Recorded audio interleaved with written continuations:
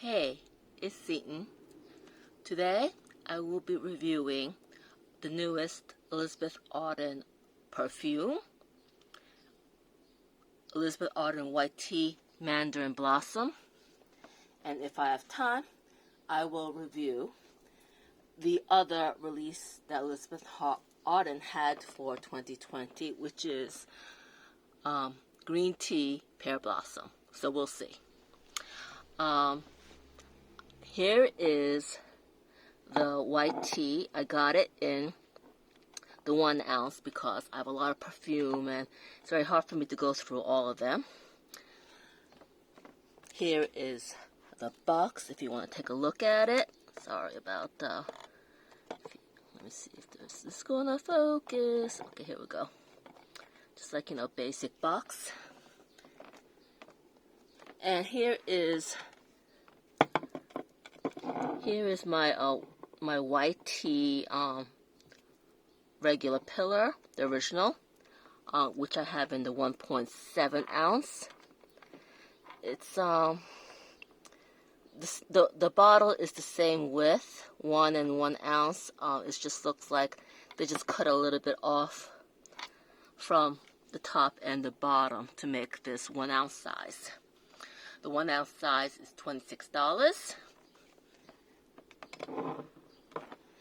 And I wrote down the notes in case you can't understand my accent. It has mandarin, lemon, exotic fruit, neroli, white tea, jasmine, orange blossom, musk, osmanthus, and ambroxan cedar. And there's no perfumer named as creating it. The notes that are circled are the ones that I smell the most. If you read the copy that Elizabeth Arden provided, it talks about being by the ocean and smelling citrus and the ocean waves, and that is a bunch of baloney because there's none of that. It's not as citrusy as the Mandarin Blossom in the name makes it out, despite it having neroli, lemon, yada yada. It's just a floral, musky scent that is not quite as good as the original white tea. This is the 4th of the line, and the other flankers are not really worth mentioning, and this is not a great addition to the line, I would say. When I smelled it and tried it, lasts around 3 hours, by the way, and it's mostly a skin scent that has very little throw. And I compare it with the original white tea. The white tea smells fresher, cleaner, and it's just more appealing to me. This one is I was thinking it doesn't even quite smell like white tea. I compared it with all the Elizabeth Arden green tea fragrances that I have, and I have 7, and it's like a cross between a white tea fragrance,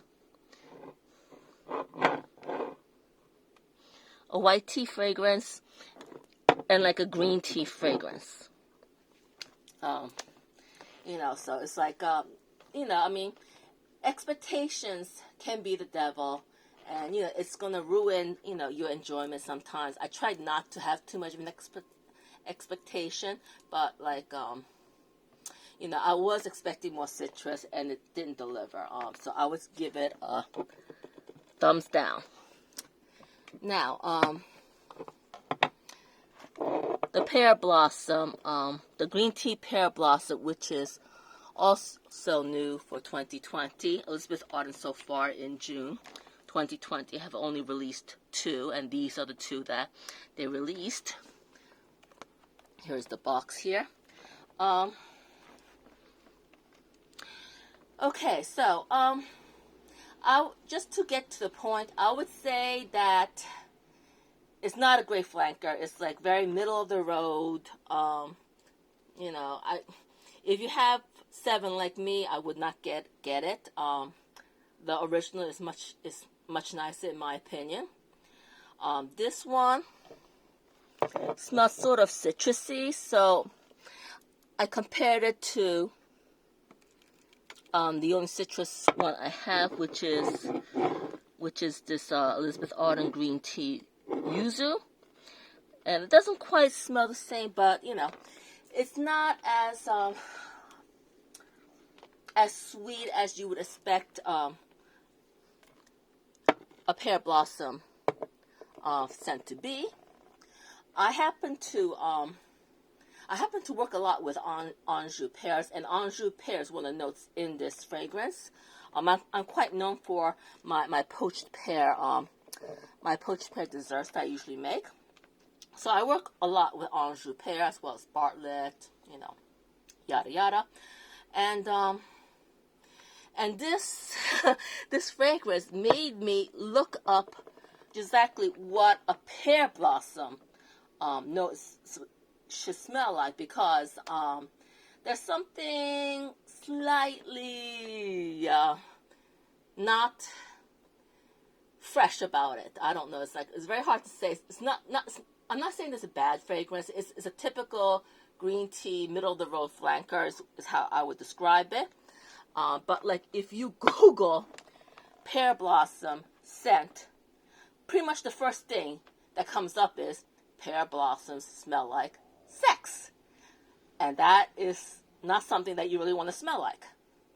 I'm not saying this smells like sex, but it is not a great fragrance. I looked up the note to see if I have any other fragrances that has a quote unquote pear blossom note. Thankfully, I don't. So I really don't understand the point of having pear blossom as a note in the fragrance when it's not really a pleasant scent. So there you have it. That's my review for the two 2020 Elizabeth Arden fragrances.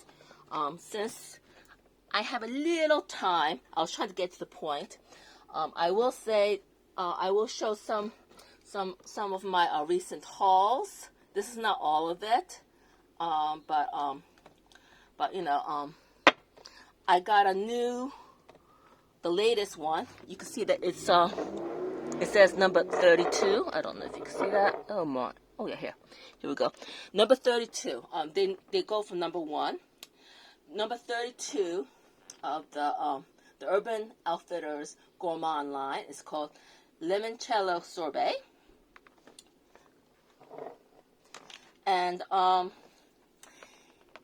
it has candied lemon peels, which is one of the ingredients in making limoncello.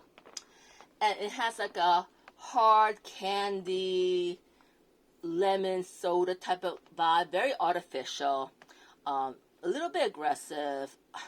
I don't think I like it. It's not bad. It's very, very lemony, but you know, in a hard candied way. It's something I don't have. So if I were to compare it with the other lemon fragrance from earlier in their line, which is the Citron Glacé. I only have it in the body spray right now, and it's been discontinued in the Eau de Parfum. This is a much softer lemon fragrance, not candied. You know, just nice, soft, and fresh. This one is a lemon candy. I almost smell like ginger, something really like. Have you ever had like ginger candy? It's very tasty, but very pungent, as you would expect, and that's kind of the vibe I'm getting. I'm getting like a really strong candy vibe, but very interesting, and it's been years since I had limoncello, and so it's So I'm not too sure if it smells exactly like limoncello. I think it does, but I don't remember because it's been years since I had it. and it will probably be a while before I have it again, considering the climate that we live in. So that's it. If you liked, please like, subscribe, and comment. Until next time, this is Seaton. Bye.